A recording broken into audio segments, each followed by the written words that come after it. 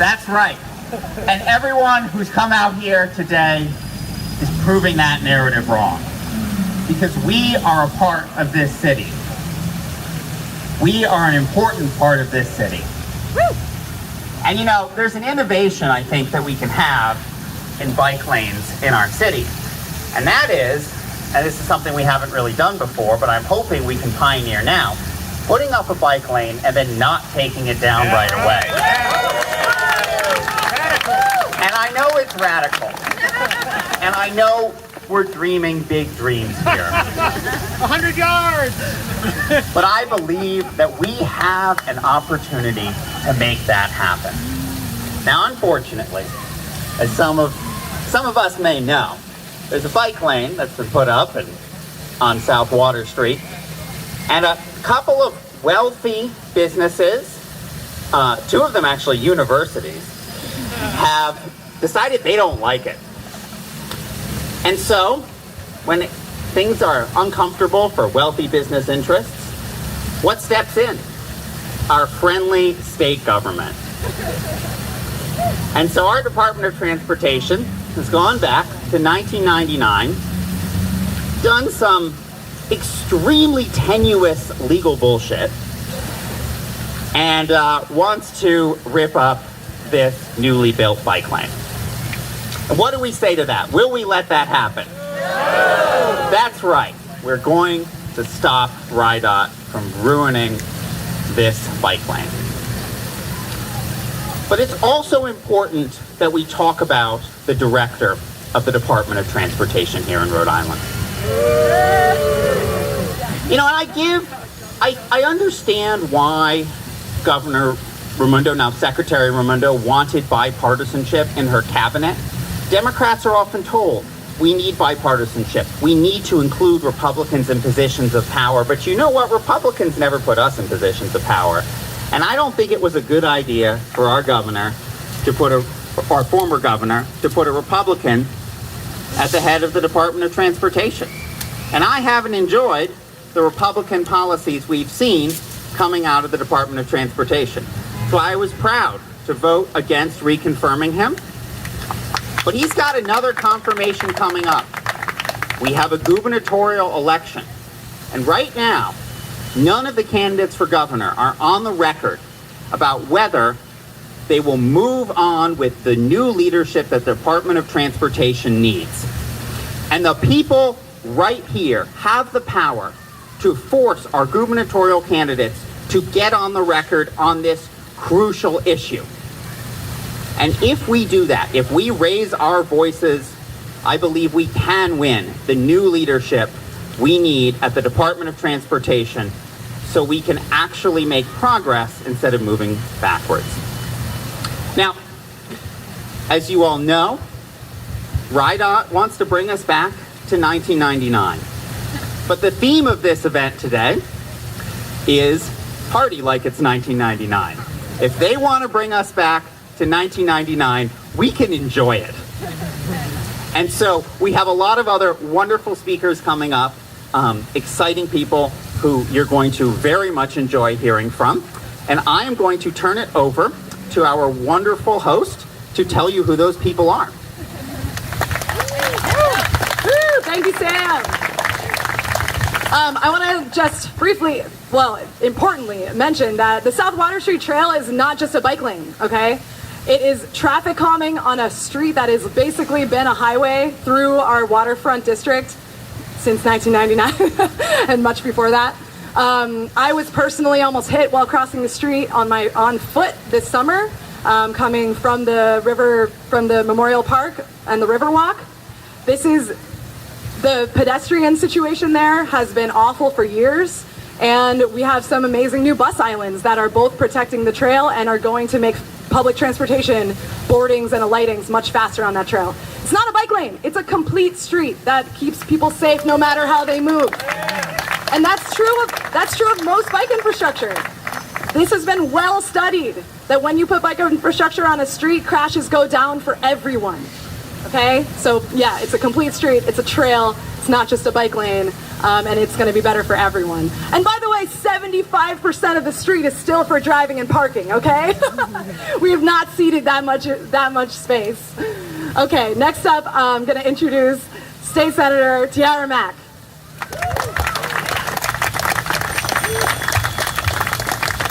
Hey y'all, I was really jealous a couple nights ago. I think last Friday, I saw the bike jam in my car and I was like, wait, what's going on? I want to be a part of that. I want to be on the colorful bikes. And I think it's one of the really key things that we can normalize transportation as we work towards a decarbonized future, as we work on a green and just future, making sure that we have the infrastructure there, not just pedestrian walk places, but making sure that we have bike lanes that make sense in our city and that are connecting things like the East Bay Bike Path, which we couldn't get to before on those bike lanes. Like, why? But I think it's really important that even though these conversations seem to be happening on the city and state level, that we're taking advantage of this moment to show that Rhode Islanders and people in Providence want a more walkable city. They want a more bikeable city. They want the infrastructure to improve so that we can use our city and be a part of our city in ways that we can't now. Happy biking. Thank you so much. I want to mention Senator Mack's amazing work in green justice zones and bringing environmental justice to the South Providence and the port. And I want to specifically call out Allen's Ave and those shitty bike lanes there that we need to turn into a trail just like the one we're going to see tonight one day. As soon as we get a new director of transportation, let's please all join together to create a campaign for Allen's Ave, okay? Okay. Okay. Next up, I'm going to introduce the councilman for this district who has been a part of the planning of this trail from day one. Thank you so much, Councilman John Goncalves. Thank you, Liza. Thank you all for being here. This is so exciting. Can everyone just give themselves a big round of applause? We're so grateful that you're here. I mean, we have been steadfast in our support for the South Water Street project, and that's what we're going to continue to do. There have been a bunch of businesses who have been crying for. Well, guess what? It's going to happen, and we're going to continue to stay steadfast in our support. We can't thank you enough for being a part of that journey. So I have literally been on the phone about this day in and day out. And I can assure you that there are lots and lots of constituents and residents in our ward who are very supportive of this. And we're going to continue to stay the course. And to your point, Senator, we're not in 1999. And, you know, I was out in Boston canvassing for Michelle Wu, and we are behind the curve in the city of Providence. We've got a lot of work to do to make sure that we have multimodal transportation in our city, to make sure that we're fighting for equity and we're fighting for safe streets and clean streets and equitable streets, and that's what we're going to continue to do, and we're so grateful for all of your support, and let's keep at it. Thank you all for coming out tonight. Thank you so much, Councilman.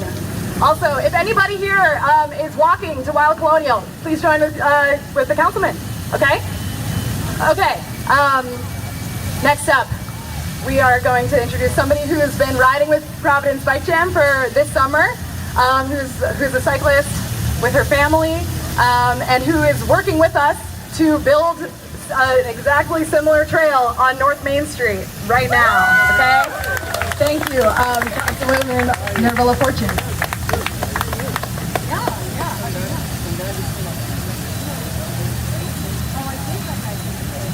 So a bunch of you here did ride. We had a PB jam and we rode down North Main Street, and it was one of the most amazing rides to just be able to do it in a safe way and to prove that cyclists should be on our streets and we should have alternative options for people who don't use a vehicle to get around. So one of the main reasons why it's important for me personally to have of various modes of transportation is this kid right here. So that's my 11-year-old daughter who, like almost every Saturday, takes her bike and bikes to her friend's house. last year, we actually I helped organize a bike ride with her school, Barton Gregorian, when she was in elementary school. Now she's a middle school kid. When she goes out, I want her to feel safe. And one of the things that I want us to elevate is that it's important for us to have solutions that work for everyone. Having bike lanes works for everyone. Tonight we're going to prove that. We're going to ride our bike, and then we're going to hang out at Wild Colonial, and we're going to support one of our local businesses. We should be able to have bike lanes on North Main Street, on Broad Street, in every single major corridor in the city of Providence. It's necessary. We are seeing an influx of people moving into our city who don't own their own private vehicle. Also, it's environmentally friendly. We've been also having conversations about Allen's Lane, right? Or Allen's Ave, excuse me. One of the things that I like to do is also run. And I ran down Allen's Avenue. There's so much potential here in our city. Our city's too small for us to only rely on one mode of transportation, is that's a vehicle or the bus. And guess what? I've waited for the bus and I've watched the bus stuck in traffic as I'm trying to get to somewhere. And so if we have more options for people, then we'll have more people who want to live in the city of Providence. It's important to have that. And so let's continue the advocacy. Let's also continue to support our businesses to show them that it's not one over the other, but both solutions can work. We can create safe streets. We can make it safer for our future generation, our young people. And we can also support our businesses. We can also increase traffic in our streets. We can also increase housing and have options for people just to connect with different parts of the city. So thank you all for the work that you're doing. Thank you, Liza, for your advocacy. Thank you for all the elected officials and the work that they're doing. And most importantly, keep on riding, because the only way that we can show that the importance of bike lanes is for us to continue to bike throughout the city of Providence. So thank you. Thank you. Okay, finally, I'm going to introduce somebody who's been riding with PBJ since the moment we launched in 2019, perhaps before that when we were Critical Mass Providence. Somebody who, under the Tavares administration, implemented ciclovías all over the city where streets were shut down for people biking and walking. I don't know if anyone remembers how freaking awesome that was and how we need to bring back open streets events. I was in New York City last weekend and they have streets shut down all over the city, families picnicking in the middle of the road, and it's absolutely stunningly beautiful. This administration, by the way, he could not be here tonight, but Mayor Jorge Elorza is the reason that we are here for this trail. And he really deserves a lot of credit from all of us, okay? The Great Streets Plan, these trails all over would not be happening if not for him. Okay, but I want to bring it back for our final speaker, Gonzalo Cuervo. Thank you, Liza. Thank you, everybody, for being here tonight. I've ridden many times with the Bike Jam on different bikes. Now I have an e-bike because I'm getting old and I need some help.